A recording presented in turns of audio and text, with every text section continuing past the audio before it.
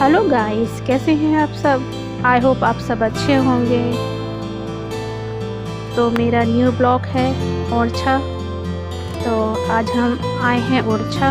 आज सुबह से ही बहुत तेज़ बारिश हो रही थी, घर से निकलना भी मुश्किल था, पर ओरछा आना था क्योंकि भाभी के भैया की सगाई है। तो सोचा चलो दो फंक्शन में दो चीज़ें इकट्ठी हो जाएंगी, सगाई भी हो जाएगी और भगवान श्री राम के दर्शन भी हो जाएंगे। तो बारिश तो हो ही रही थी तो आना तो था ही, तो इसलिए हम लोग निकल पड़े थे घर से और यहाँ पर पहुँचे हैं दोपहर को 3 बजे, क्योंकि बारिश बहुत तेज़ हो रही थी तो गाड़ी को थोड़ा स्लो ही चलाना पड़ा और एक दो जगह रुकना भी पड़ा जहाँ बारिश तेज़ हो रही थी। तो हम ओरछा आए हैं। झांसी से 30 किलोमीटर दूर है ओरछा। यह मध्य प्रदेश में पड़ता है और मध्य प्रदेश की शान है ओरछा, क्योंकि यह एक धार्मिक नगरी भी है। तो जब ओरछा हम पहुँचे तब भी बारिश हो रही थी, तो हम वहाँ पहुँचे और फिर कुछ टाइम रुके। जब बारिश रुकी तो फिर हम मंदिर के लिए निकले। मैंने भाभी से बोला था कि भाभी आप भी चलिए, भैया से भी, सबसे। पर भाभी अपने मायके वालों से मिलकर थोड़ा ज़्यादा एक्साइटेड खुशी हो गई थी, तो बोलने लगी दीदी आप ही लोग चले जाओ। तो मैंने कहा ठीक है। भैया अपने साले साहबों के साथ कुछ काम दिखवा रहे हैं, पापा लोग भी बैठे हैं उनके पापा के साथ। तो मैं, मम्मी और मेरी सिस्टर और उसका बेटा, हम ही लोग गए हैं। चारों लोग मंदिर के लिए निकले हैं। उसका बेटा भी रास्ते में काफ़ी परेशान करता है।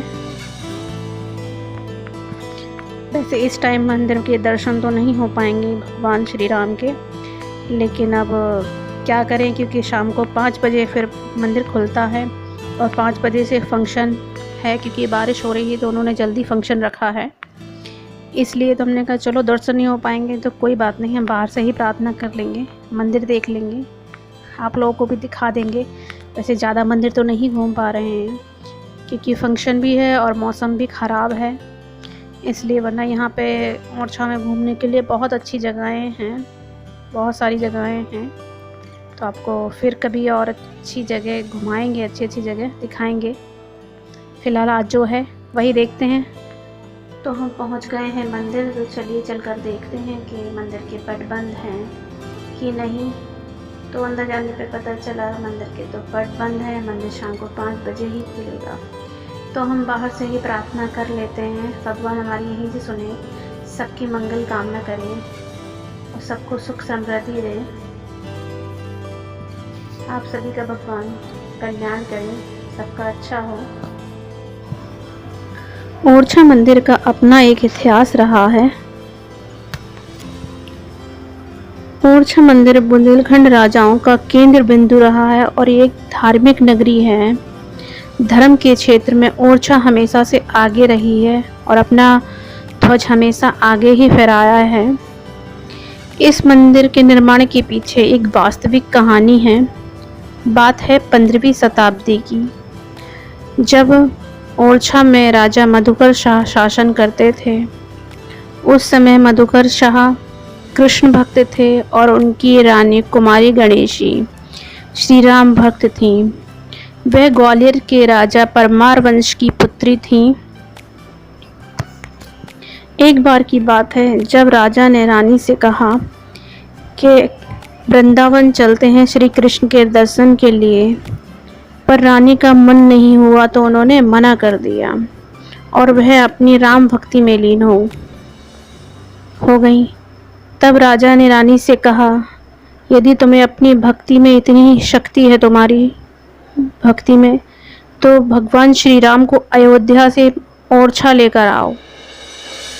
तब रानी ने उनके यह वचन सुनकर उनका यह प्रस्ताव स्वीकार कर लिया और रानी अयोध्या चली गई। वहाँ उन्हें सरयू नदी किनारे उन्होंने घोर तपस्या की, पर उनकी तपस्या का उन्हें कोई परिणाम नहीं मिलने पर वे सरयू नदी में जल समाधि लेने के लिए जैसे ही गईं, वहाँ बाल रूप में भगवान श्री राम आए और उन्होंने रानी से कहा, मैं तुम्हारे साथ चलने के लिए तैयार हूँ, पर मेरी एक शर्त है कि मैं जहाँ विराजमान हो जाऊंगा वहाँ से फिर नहीं हटूंगा और मेरे सिवा ओरछा में कोई और दूसरा राजा नहीं होगा।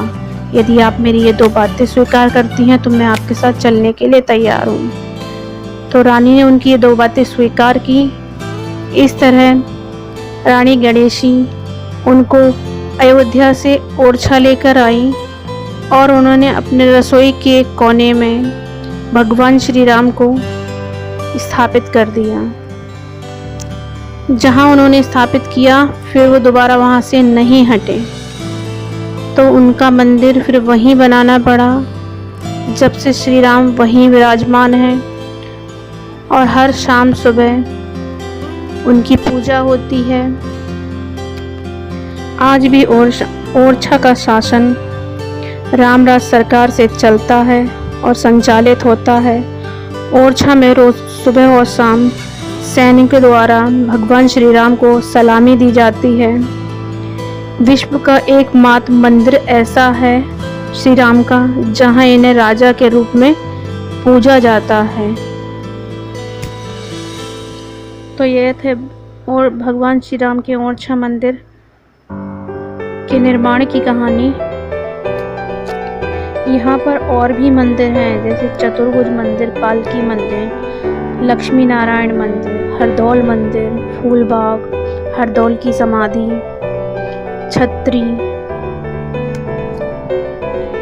जहांगीर का महल, राजा का महल और बेतवा नदी।